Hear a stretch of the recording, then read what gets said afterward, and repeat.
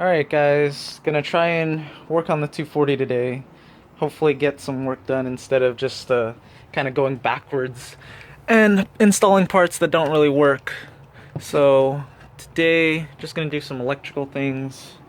Got this circuit for all my wiring since I relocated the battery to the back. So I'm just gonna run power in here, alternator through there, all the accessories through there.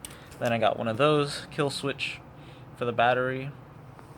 Got a brand new Optima battery because my car was having a hard time starting, but I figured out that it wasn't the battery and that this piece was broken and that wasn't the cause of the problem either, and yeah, it's a mess. So I figured out that it's the not lock cylinder, ignition switch. So I got a new ignition switch, gonna try and install that today. Shouldn't be too bad. But yeah, every time I've worked on the car, run into issues, like it seems like it's gonna be a simple job and ends up being a bitch and not working out. So hopefully today will be different and I can get everything installed. Another thing is the car started to run a little hot, I guess you could say. I don't know if that's just because I'm running distilled water or if I actually don't have any coolant or any water or what. So probably diagnose that. So yeah, took off the radiator cap and there's nothing in there. It's pretty dry. Should probably put actual coolant in there, but for the time being, just some nice distilled water. And so if you guys have never burped a system before, when you run low on coolant, it usually gets air in there.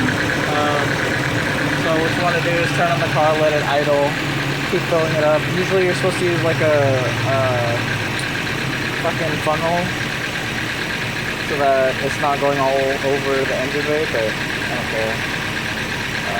It's just water. But yeah, so just let it idle, wait till all the bubbles stop coming out. Apparently I have a lot of big bubbles, so see how it goes. Usually once the thermostat opens, it'll start flowing better, and then yeah, that's how you burp your system.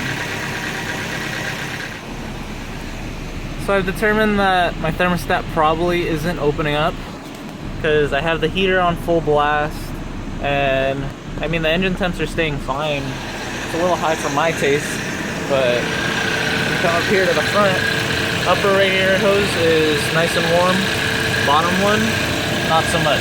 Completely cold, meaning that the thermostat's probably not opening, releasing the rest of the coolant, and theoretically not cooling the car. Alright guys, so I got my car fixed. It starts every time now. The problem was the ignition switch, which I read online. Pretty much, which is this little doohickey here. It's held on by one screw right there. I probably should have recorded taking out the old one, but I just wanted to make sure it worked. I'm super frustrated with this car, so wanted to make sure it worked before I start vlogging it. Basically, you're gonna have to remove the paneling here and here, and then you have to remove the underdash panels, which is 4 screws. I only have 2, I believe, on mine. Yeah, only 2 on mine. But it connects right back here to this clip. It's the standard brown wire on yours. Probably the OEM one is brown. But the previous owner had it spliced and wired into an alarm system, which I don't have anymore, so I'm just gonna try and remove some of these extra wires that are useless. Like, these weren't even hooked up to anything, they were just like chilling. But probably remove all that. But yeah, so how I figured it out, it was the ignition switch, is because I tested the battery was perfectly fine. I ended up ordering a new one anyways, but the battery was fine. I relocated it to the trunk, which made me believe that like possibly it might have been my wiring that was fucked up, but I made sure to check everything. I put in a new distribution block I thought maybe that was the issue, maybe the wires were loose. Now all the wires are snug and tight. Checked the fuses, they were all good. All the lights in the car worked, so then I started like researching online, trying to figure it out, and people were saying that like these usually go bad. It's a common problem on these cars. Even my friend had the same issue.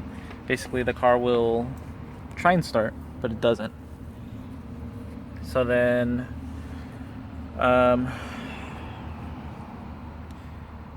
when you pull off, like if you want to test this, you can pull off the covers, and then on the OEM one, which is this,